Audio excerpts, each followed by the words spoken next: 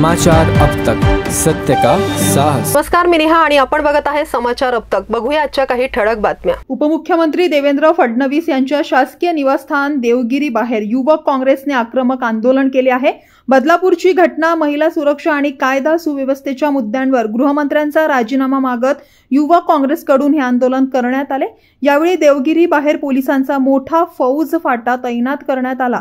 पोलिसांनी रस्त्यावरच बॅरिगेड्स टाकून आंदोलकांना रोखले। बॅरिगेड्स ओलांडून जाण्याचा प्रयत्न केला असता पोलिसांनी लगेचच आंदोलकांना ताब्यात घेतले आहे। शिवानी वडेट्टीवार, कुणाल राऊत यांच्या नेतृत्वात युवक काँग्रेसकडून हे आंदोलन करण्यात आलं होतं। या दरम्यान उपमुख्यमंत्री देवेंद्र फडणवीस यांच्या धरमपेठ येथील निवास बाहेर पोलिसांचा बंदोबस्त वाढवण्यात आला आहे। सिस्टमला लाज वाटायला पाहिजे।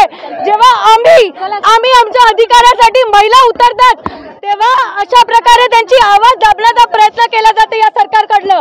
अशा सरकारकडनं आम्ही अपेक्षा ठेवायच्या तर काय ठेवायच्या, हा प्रश्न आमच्या समोर आहे।